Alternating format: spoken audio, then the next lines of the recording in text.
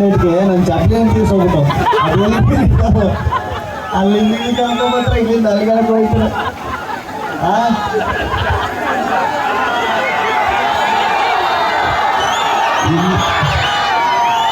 ಇಲ್ಲಿ ಬಂದು ಒಂದು ಮಾತು ಮಾತ್ರ ಹೇಳಬೇಕು. ಇಲ್ಲಿ ಬಂದು ನಿಮ್ಮನ್ನೆಲ್ಲ ನೋಡೋಕೆ ಅವಕಾಶ ಮಾಡೋಕ್ಕೆ ಮೇನ್ ಕಾರಣ ಅವಕಾಶ ಮಾಡಿಕೊಟ್ಟವರು ನಮ್ಮ ಸರ್ ಪರಮೇಶ್ವರ್ ಸರ್.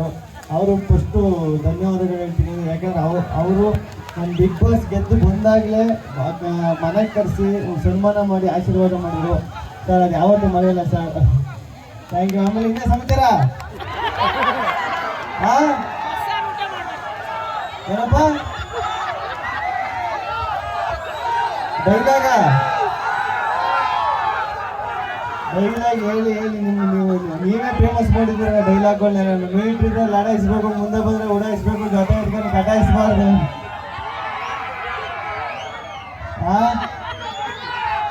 ಏನಪ್ಪ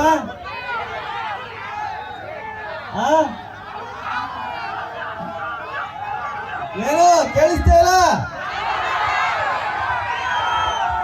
ಅವರು ನೆಕ್ಸ್ಟ್ ವರ್ಷ ಬರ್ತಾರೆ ಸರ್. ಈ ಸತಿ ನೀನು ಒಬ್ರು ಮಾತ್ರ ಬಂದು ಅವ್ರು ನೆಕ್ಸ್ಟ್ ವರ್ಷ ಕರ್ಸೋದಂತೆ. ಬರ್ತೀನಿ ನೋಡಪ್ಪ, ಬರ್ತೀನಿ, ಅಲ್ಲಿಗೆ ಬರ್ತೀನಿ. ಆಗಲೇ ಚಪ್ಪಲಿ ಕಳೆದೋಗ್ಬಿಡದೆ, ಅದನ್ನೇ ಹುಡುಕ್ಬೇಕು ಹೋಗಿ ನಾನು. ನೀನು ಅಲ್ಲಿಗೆ ಬಂದರೆ ಬಟ್ಟೆ ಸ್ವಲ್ಪ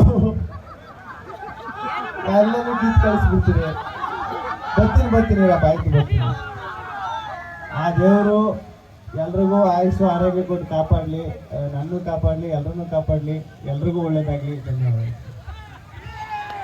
ದೋಸೆ ಕೊಡು, ಅದೆಲ್ಲ ನೀನು ಹೇಳ್ಬಿಡ್ತಲ್ಲ. ದೊಡ್ಡ ದೋಸೆ ಕೊಡು, ನಮ್ಮಪ್ಪ ರಾಗ ಸಾರ್ಗೆ ಹಾಕೋ ಸೊಪ್ಪು. ನೋಡಿ ಅದು ಹೇಳಿ ನಾನೇನು ಸಿಂಗರ್ ಆಗ್ಬಿಟ್ಟು ಸಿಂಗಿಂಗ್ ಶೋಗೆ ಹೋಗ್ಬಿಟ್ಟೇನೇನು ಅನ್ನಿಸ್ತೀನಿ.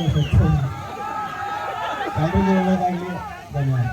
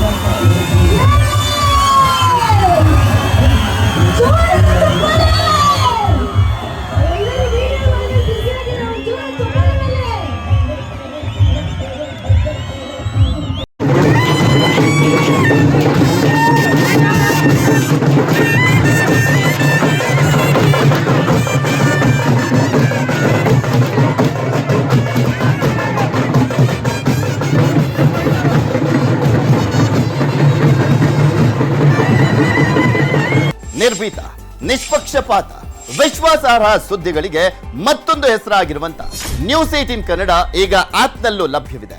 ದಯವಿಟ್ಟು ಇಲ್ಲಿರುವ QR ಕೋಡ್ ಅನ್ನ ಸ್ಕ್ಯಾನ್ ಮಾಡಿಕೊಂಡು ಆಪ್ ಅನ್ನ ಡೌನ್ಲೋಡ್ ಮಾಡೋದಕ್ಕೆ ಮರಿಬೇಡಿ. ನಿಮ್ಮ ಬೆಂಬಲ ಹೀಗೆ ಸದಾ ನಮ್ಮೊಂದಿಗಿರಲಿ. ಧನ್ಯವಾದ.